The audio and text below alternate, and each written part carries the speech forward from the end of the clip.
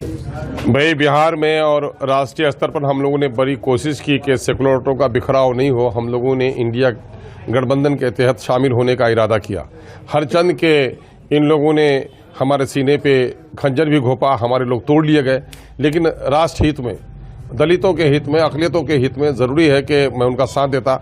हम लोगों ने बड़ी कोशिश की, लेकिन अब भी ढाक के तीन पात हैं। ये सारी पार्टियां ये चाहती हैं कि दलितों और अक़लियतों का वोट लें, लेकिन इनको कहीं भी प्रतिनिधित्व में हिस्सेदारी न दें। तो ये बड़ी दुख की बात है।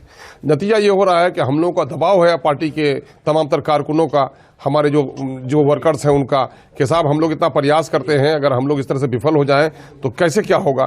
तो हम लोगों ने 11 सीटों पर बिहार में लड़ने का फैसला किया है। 4 सीटें हमारी सीमांचल की, अररिया, पूर्णिया, कटिहार, किशनगंज। यहाँ से मैं घोषित प्रत्याशी भी हूँ। कटिहार से आदिल हसन साहब को इलेक्शन लड़ने का बड़ा दबाव था, उनका नाम पेश किया गया है। और बक्सर से, काराकट से, गया से, मुजफ्फरपुर से, उजियारपुर से, दरभंगा से और भागलपुर से हम लोग इन लगभग 10-11 स्थानों पर हम लोग इलेक्शन लड़ने की पूरी तैयारी कर रहे हैं। और हम लोगों ने जो लोग वहाँ के प्रत्याशी थे उन लोगों को हम लोगों ने हैदराबाद से रब्ता करने के लिए कहा है, और वहाँ के जो मुकामी संगठन है उन लोगों से हम लोगों ने राय लेना भी शुरू कर दिया है। प्रत्याशी की घोषणा कब तक कर देंगे? उन लोगों को मैंने कह दिया है वहाँ हैदराबाद से रब्ता करने के लिए। तो ये लोग हैदराबाद गए होंगे, फिर हैदराबाद से हम लोग की बात हो जाती है तो 2-4 दिन के अंदर घोषणा पत्र भी जारी किए हैं। घोषणा तो हम लोग का वही घोषणा पत्र हम लोग का क्या है कि हम सत्ता की लड़ाई नहीं लड़ रहे हैं।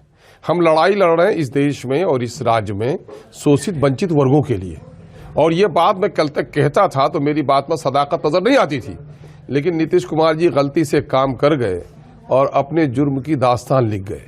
बिहार में जाति आधारित जो गणना आया है उसने खोल कर बता दिया है कि अगली पंक्ति के लोगों को 2-2, 3-3, 4-4 गुना मुलाजमत मिली है। दलितों और अक़लियतों को उसके वाजिब हिस्सा से वंचित कर दिया गया है।